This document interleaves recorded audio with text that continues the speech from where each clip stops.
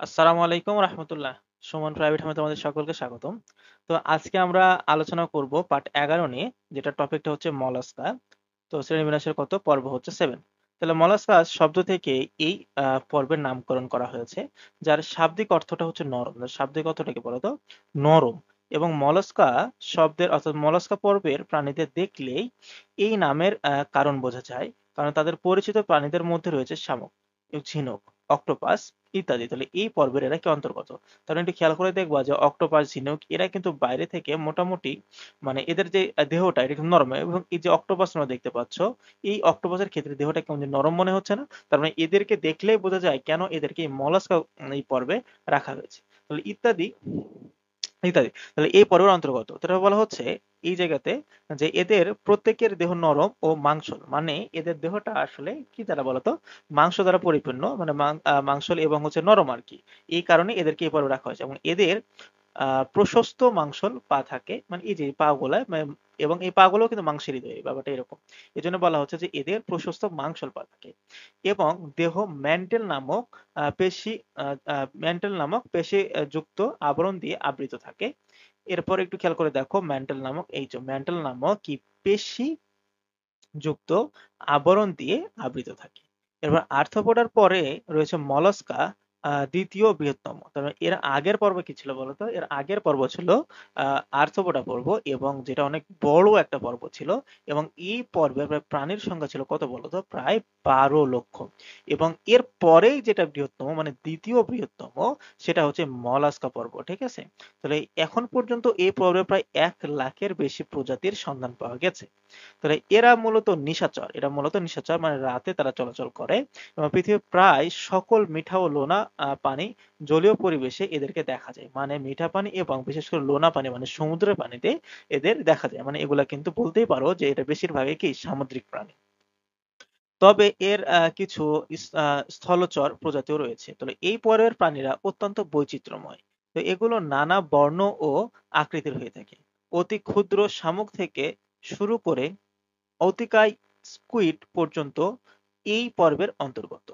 এরপর একটু ভালো মতো খেয়াল করতে বলা হচ্ছে যে এই পর্বের প্রাণীরা অত্যন্ত বৈচিত্র্যময়।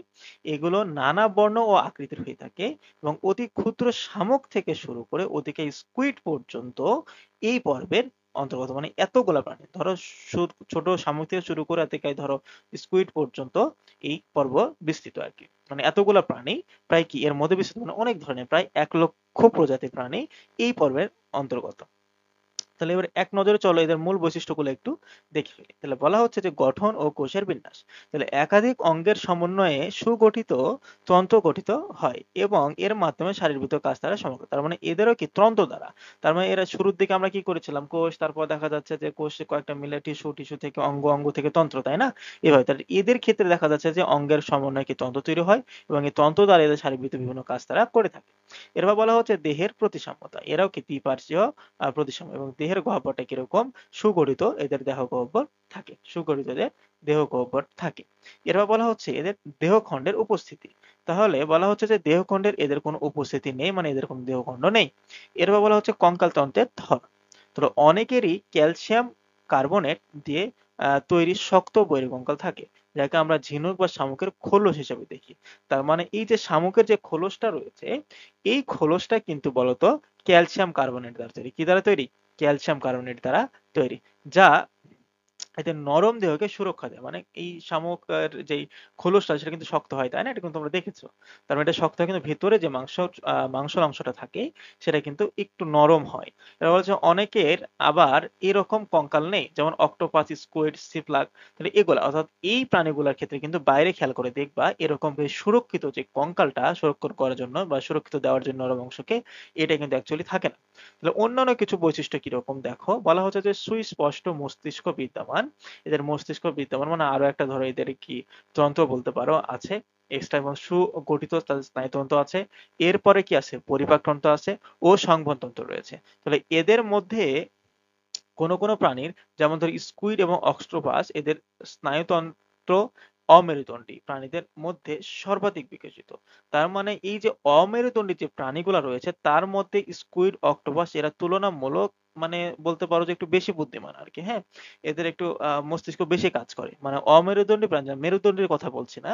অমেরুদণ্ডী প্রাণী যেগুলা আছে, এই অমেরুদণ্ডী প্রাণীগুলার মধ্যে তুলনামূলক হচ্ছে স্কুইড ও অক্টোপাস এগুলা। এগুলা হচ্ছে কি তুলনামূলক একটু বুদ্ধিমান বা এদের মস্তিষ্ক তুলনামূলক একটু বিকশিত। ঠিক আছে? ওকে। তাহলে আমরা এই পর্যন্তই আমরা আলোচনা করলাম কোন পর্ব নিয়ে বলো তো? আমরা আলোচনা করলাম মলাস্কা পর্ব নিয়ে। তো নেক্সট আমাদের পর্ব হচ্ছে পর্ব কত বলো তো? পর্ব 12, যে পর্বে আমরা আলোচনা করব একাইনোডার্মাটা নিয়ে। তো সে পর্ব দেখার আমন্ত্রণ জানিয়ে এখানে শেষ করছি। সে পর্যন্ত তোমরা ভালো থাকো, সুস্থ থাকো। আসসালামু আলাইকুম ওয়া রাহমাতুল্লাহ।